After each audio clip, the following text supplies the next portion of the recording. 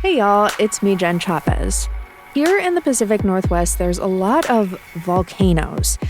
You know, those huge ones in the Cascades, like Mount St. Helens, Mount Hood, and Mount Rainier. When I think of volcanoes, I tend to think of explosions, destruction, ash raining from the sky. I learned a lot about how devastating the Mount St. Helens eruption in 1980 was when we looked back at its history on this podcast. Dozens of people died. It was terrifying. It also probably didn't help that I grew up watching volcano films of the late 1990s.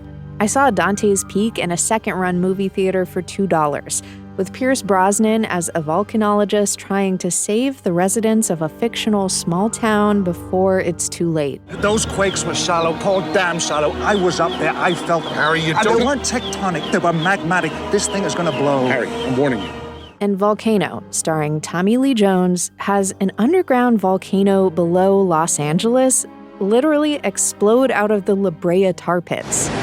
Mitch, I don't know how to describe this, but the tar pits themselves are on fire, and they're right now spilling out onto Wilshire Boulevard. It's coming right up out of the ground itself. But this nightmare fuel is not the whole story on volcanoes. Some of them are much less destructive. I learned, for instance, that off of Oregon's coast, there's an underwater volcano. Axial is the most active volcano in the Northeast Pacific, which maybe some people don't know because it's hidden under the ocean. And it has been a little grumpy. It's actually more active than any of the volcanoes we're familiar with, like the ones on the Cascades. That's why scientists like Bill Chadwick are headed out to sea. Bridge, stern, all lines on deck. Okay, we're gonna let her go. The ship's destination for the next 2 weeks is the Axial Seamount, a highly active volcano located 300 miles off the Oregon coast. This is kind of a natural laboratory where we can kind of practice. We can make forecasts without worrying about it's going to be a false alarm and anybody's going to care, you know? Bill has been studying the Axial Seamount for more than 2 decades, trying to figure out how to predict volcanic eruptions. We're moving! Woo! From the Gert Boyle studio, this is The Evergreen, a podcast from OPB about the place you call home. Today, we're talking about the Pacific Northwest's most active undersea volcano and how scientists predict the volcano will erupt again before 2025 is over. OPB's science and environment reporter Jess Burns is here to break it all down. Jess, welcome. Thank you for being here. Thanks for having me. So, Jess, first break this down for us. Where is the Axial located, and what kind of volcano is it exactly? All right, time for a geology lesson. Are you ready? Yes, I'm ready. Okay. So, Axial Seamount is an underwater volcano. So the word seamount just means mountain under the ocean, basically. It's about 300 miles off the Oregon coast. The volcano itself is a shield volcano. This is different from the volcanoes that we know in the Pacific Northwest and the Cascades. So like Mount St. Helens, Mount Hood, and Mount Rainier. Those are stratovolcanoes. And Axial is more like the volcanoes in Hawaii and in Iceland. So one of the big differences between these two is how they erupt. So stratovolcanoes are the more explosive of the two. So think back to the big blowout on Mount St. Helens. That's a stratovolcano. Shield volcanoes, the lava is a lot more soupy, it's thin, it's less viscous, and they are more likely to crack open. They kind of blow up, they crack open on the slopes, and they have the lava kind of ooze out, creating these big lava flows. And it's not like, you're 20 miles away and you're going to be hit by a huge, chunks of rock or anything like that. It's more like, watch where you're standing, the lava may come at you, and run. Ooh, yeah. kind of situations. Yeah. So as I mentioned, Axial's 300 miles, pretty much due west of Astoria. Okay, wait a second. So is this the Cascadia subduction zone that we've all heard so very much about? It is not Oh, the okay, Cascade. okay. Okay. So if you are new to the Northwest, Welcome. the Cascade, yes, welcome, exactly. The Cascadia subduction zone is the major tectonic fault where two plates are coming together off of Oregon's coast that is the closest to the coastline. So it's still about 50 miles or so offshore. This is where the subduction zone is, where they're expecting the big one to happen. This is the kind of fault where one plate is being pushed underneath another one. So basically, the plate out in the ocean is being pushed underneath the North American plate, where we're standing right now. That's the earthquakey one. If you keep walking, if you walk offshore, you keep walking, you pass the subduction zone, you're like, hey, subduction zone, how you doing? And then you keep going for like another 250 miles. What you'll hit is the Juan de Fuca Ridge. Okay. Okay? The Juan de Fuca Ridge is a spot in the ocean where two tectonic plates are spreading apart, right? So they're pulling apart, and that means rock from under the earth is kind of coming to the surface there and basically creating brand new seafloor. Okay? Okay. That is the same seafloor that will eventually be sucked down or subducted under the Cascadia subduction zone. Oh, yes. All right? That said, 300 miles, far enough away. It's under a mile of ocean. The ocean's like 5,000 plus feet deep there. And because it's a shield volcano that oozes, doesn't explode, when it erupts, we won't know about it. It's not going to trigger a tsunami. It just is kind of this magical thing that's happening out in the ocean right off of our coast. And that's one of the reasons why, because it's out there and because you don't really know what's happening all the time, that's one of the reasons why the scientists go out to sea and they study it out on the boat, which is why I was out on the boat with the scientists, which is awesome. And when I was out there, I got a little inspired. I was, out at sea, feeling good sea shanty vibes. Of course. Yeah. And so I decided to spin a little bit of a tale for All Science No Fiction about what they were doing, but doing it in sea shanty form. There once was a ship that set to sea, and the name of the ship was the Tommy Tommy. The winds were calm, morale was high, for research they'd undergo. Soon may the scientists come to study the seamount of Oregon. One day when the data are summed, they'll predict volcano glow. Oh my gosh, this is art. This is high art. And for folks listening out there, these are some of your friends at OPB that are partaking in this sea shantying, right? Yeah. 3 of the singers here are have day jobs at OPB, and I just called them out of their day to day and said, "Hey, you want to come sing with me?" It's Which not me of course singing. everyone did. Yes, Why they wouldn't totally you? did. They totally did. No, it was awesome. It was a lot of fun. And there's actually a couple more verses too. So you can go to All Science No Fiction and check it out. Yes. Mm-hmm. So this lesson aside, there's also some big news about this. Scientists are predicting axial seamount will erupt again within a year. What more can you tell us about this latest update? Okay, so after a bit of a snooze, Axial is waking up again. Aren't you Good excited? morning, Axial. Good morning. Axial erupted 3 times in the last 25 years or so. And when I first met volcanologist Bill Chadwick back in 2019, he had made these bold forecasts, or at least I thought it was bold forecasts, that Axial would erupt again sometime between 2020 and 2024. Well, clock's ticking on that. The thing that happened, though, is like right after he made that, the volcano was inflating pretty rapidly.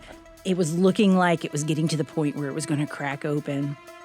And so he made the prediction. And then right after he made the prediction, as if like the world were like, spitting on him off to the side, the volcano just was like, I'll just stop now. And it basically went kind of dormant, like nothing happened with it for years and years and years. And he was just like, what can I say?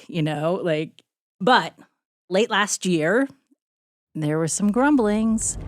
Things started to wake up a little bit. Earthquake activity has picked up significantly.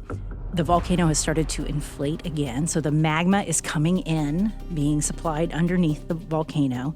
And like that balloon, it's going to eventually pop, crack, and ooze. But, that balloon right now is the same size as when Axial erupted last time back in 2015. So we're at the same size. Bill thinks that it needs to get a little bit more larger before it does anything. But he has updated his forecast, and he has made a prediction that the volcano will erupt by the end of 2025. But realistically, it could go at any moment. Like, it could go right now, right? Maybe happening right now. It we'll have might to find be out. happening right now. It's probably not, but soon. Okay, well, let's get to talking about all the cool scientists that you hung out with on a boat studying volcanoes. For your show, All Science, No Fiction, you got to join a group of scientists who study Axial. Launch when ready. We are ready to go in the mission. Copy that. And one of the people you met is Bill Chadwick. He's chief scientist on this cruise, and his job is to make sure all of the science gets done. We're working around the clock. We don't want any downtime. We want to be go, go, go, go, go. So tell us about some of the tasks the team of scientists got done on this ship. We know there was a ton of science happening there. There were probably 4 or 5 projects happening actively, and then there were just kind of a lot of scientists out there doing little bits of science for other scientists who couldn't get out on the cruise. And so, I see. it was like, just you're going out to the volcano. Could you check this out for me? Yeah, exactly. Got Could it. you, pull my temperature gauge out of this hydrothermal vent for me? That'd be great. Some of the people were looking at those hydrothermal vents, kind of studying what was happening out there. There's a hydrothermal vent field out in the middle of the caldera of Axial volcano. Some people are studying the magma chamber. Some are looking at the volcano inflation. There was one project that I thought was kind of interesting out of Monterey Bay Aquarium Research Institute, so MBARI in the science world. They were developing ways to do high-resolution mapping of the seafloor using an AUV, which is an autonomous underwater vehicle. And that vehicle is called Sentry. And, they wanted to be able to look at the changes in the surface of the volcano over time. Sentry, though, was like the most charismatic of all of the submarines. Really. It is literally a yellow submarine.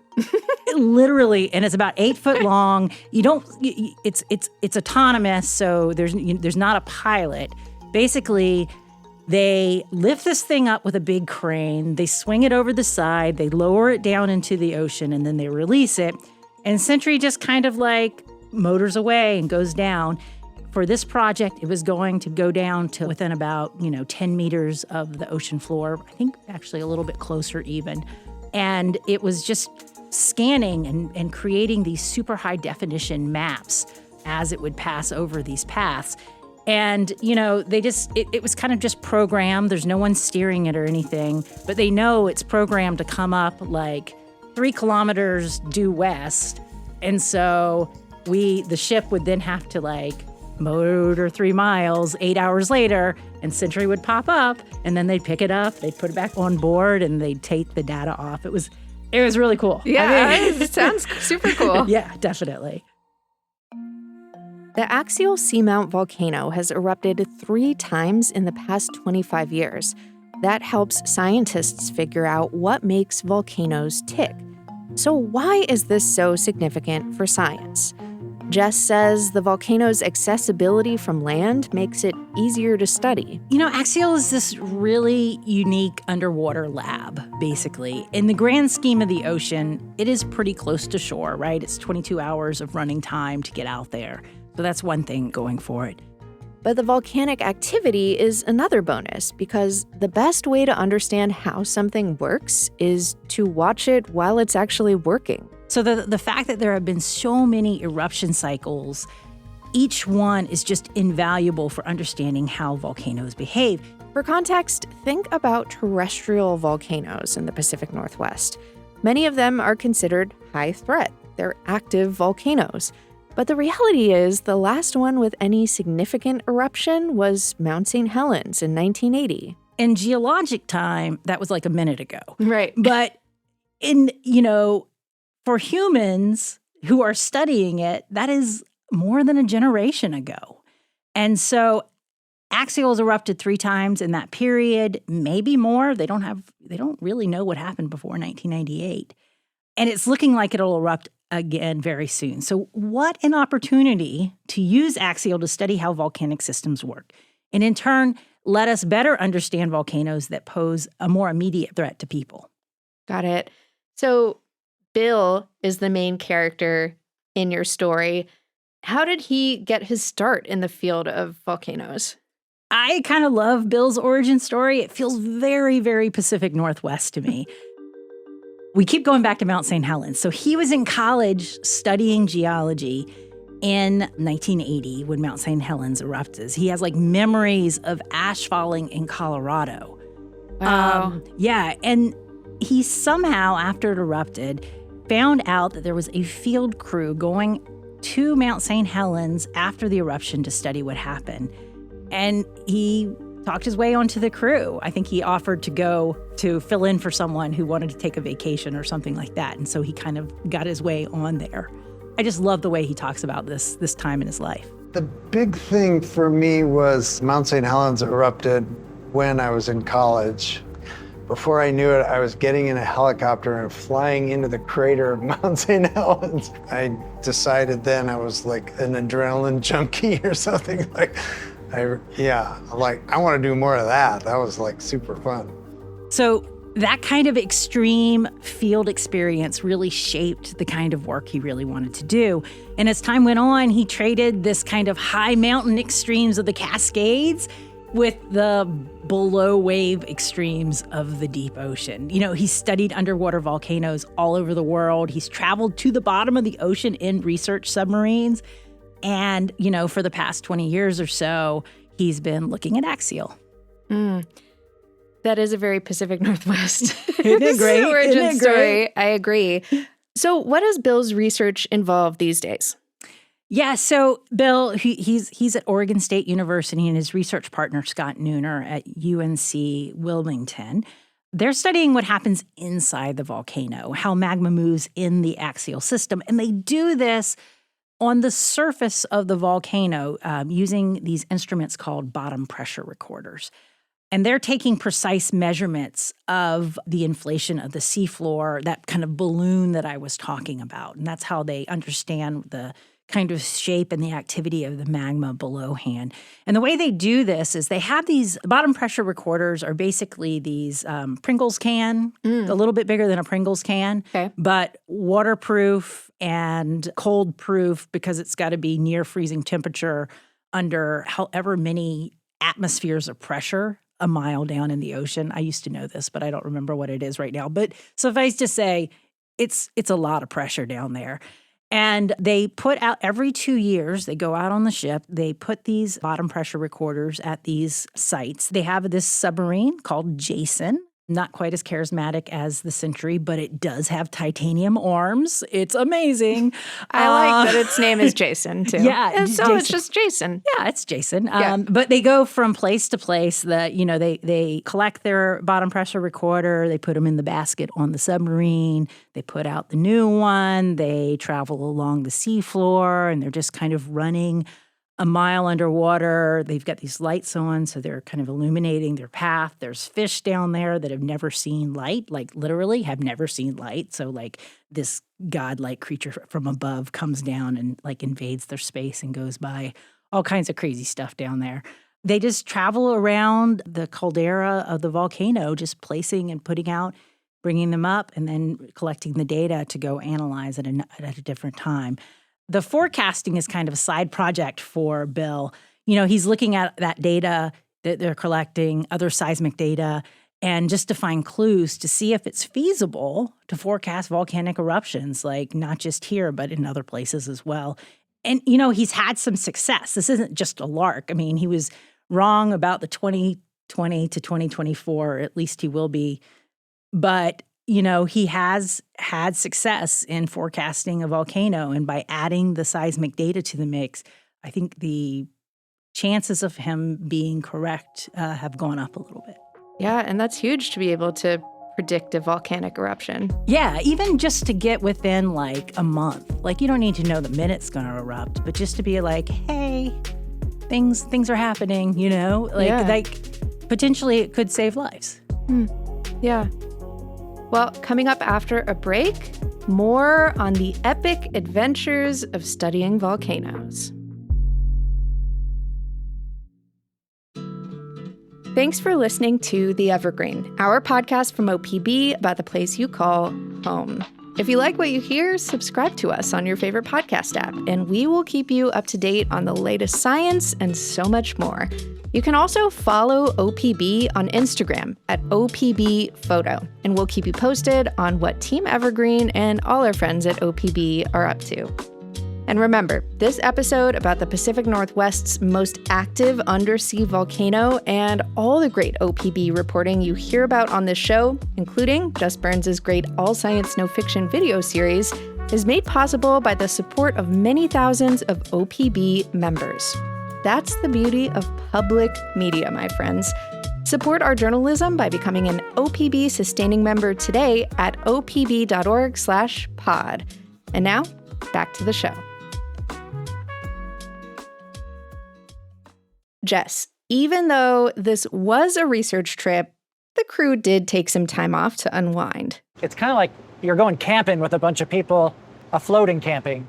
That was Jeff Beeson, a geologist at Oregon State University. What were folks doing in their free time on the boat?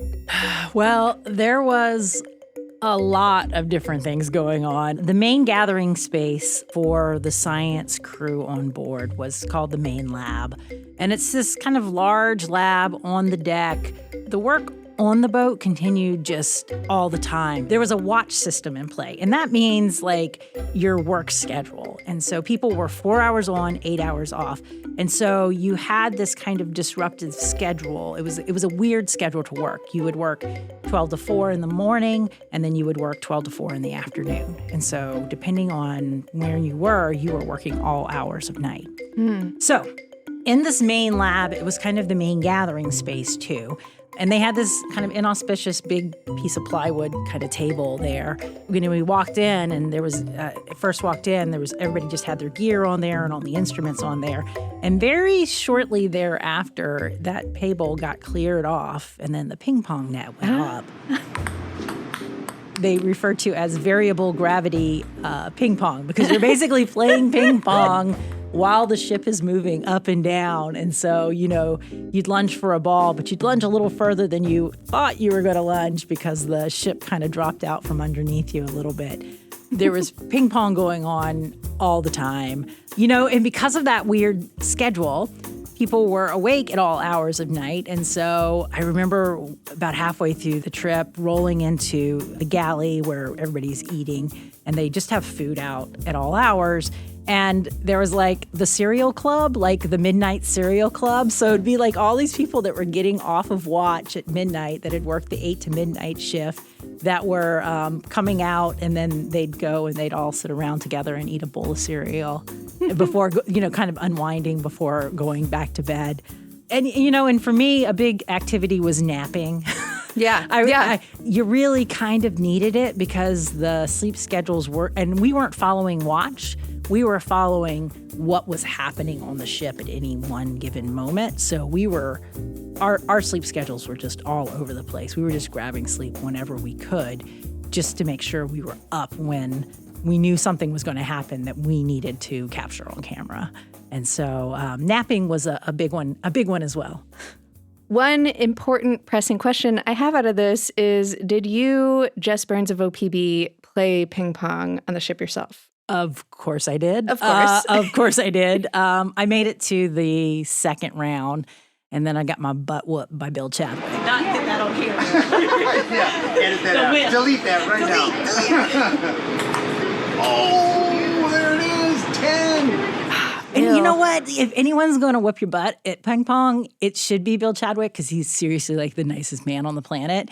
But it was one of those things, he'll beat you, but he won't beat you by so much that you feel really bad about it. He'll make you feel good about yourself while still beating you. Oh, like almost. Yeah, Good job. almost. Good job. You scored so many points against me. And then he'd play someone that was really good, and he would like beat them, Destroy too. them. Yeah, Yeah. exactly. And so I was like, you're nice, but We're proud of you too here at OPB's The Evergreen. Okay, now we have a little story to tell y'all. So while Jess was on the ship, something weird happened. What are the theories going around? We suspect sabotage, crab sabotage.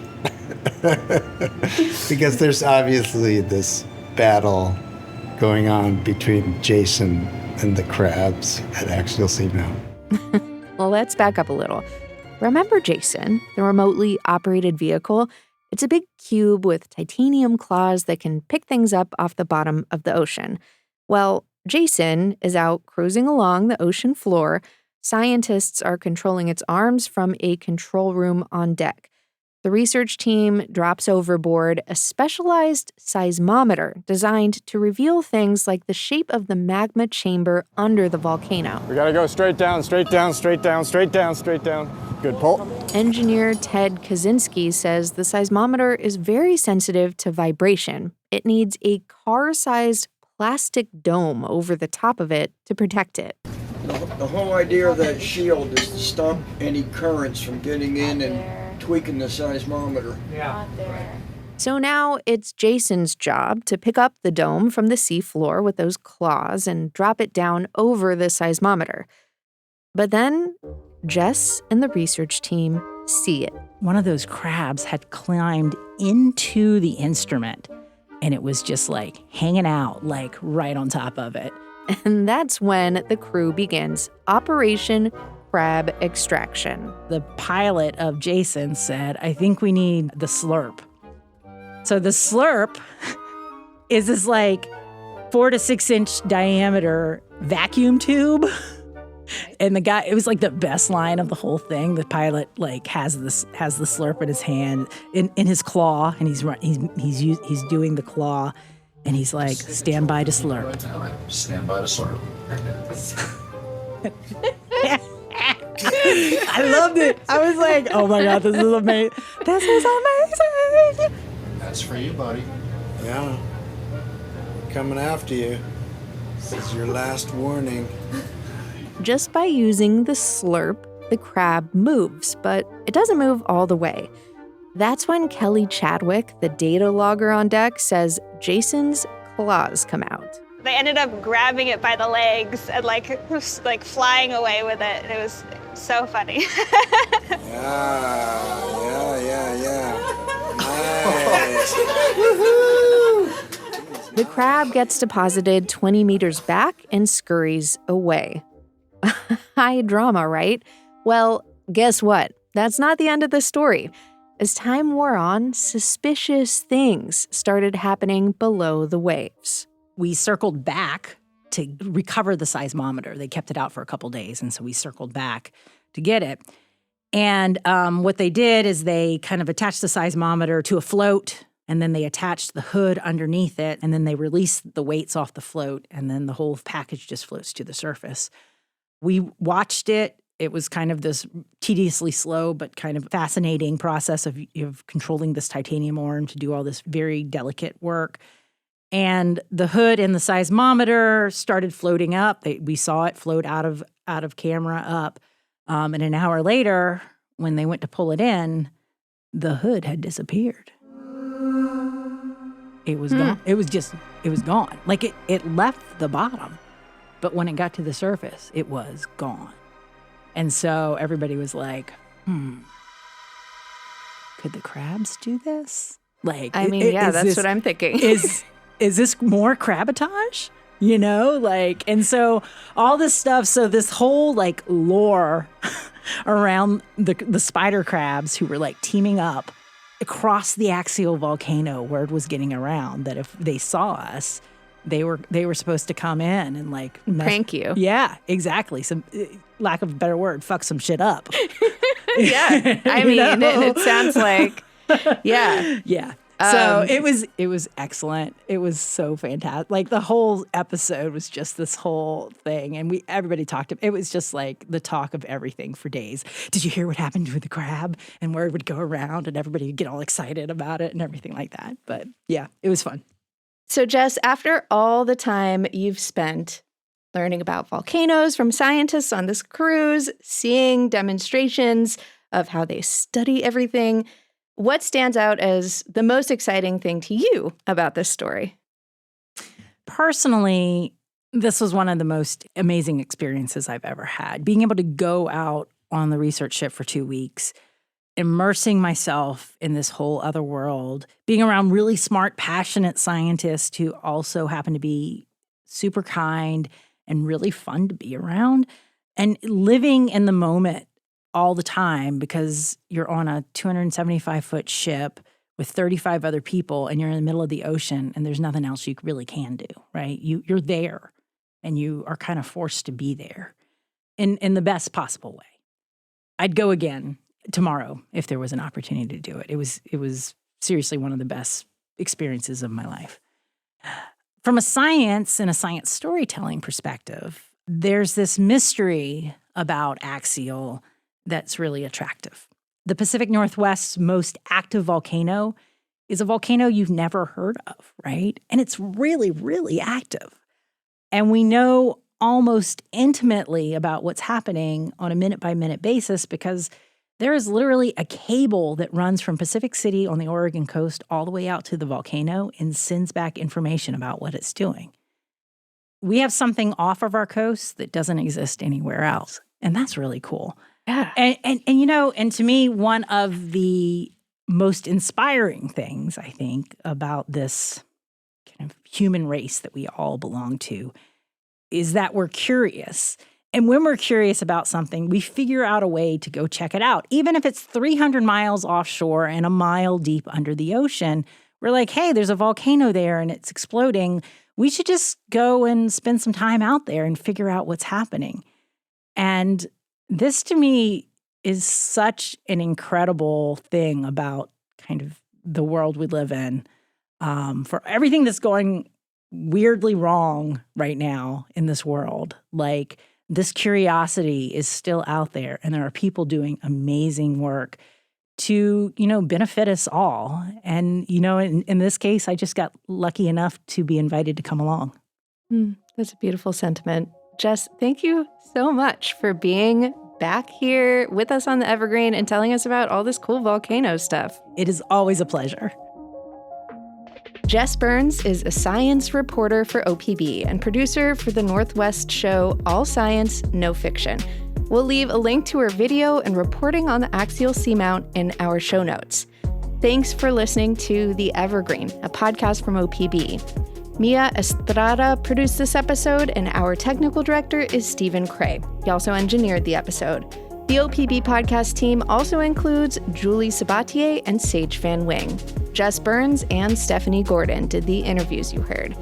The music in this episode is from Audio Network. And don't forget, if you have a question for us, you can reach out. Just send us an email at theevergreen@opb.org. I'm Jen Chavez. Catch you later.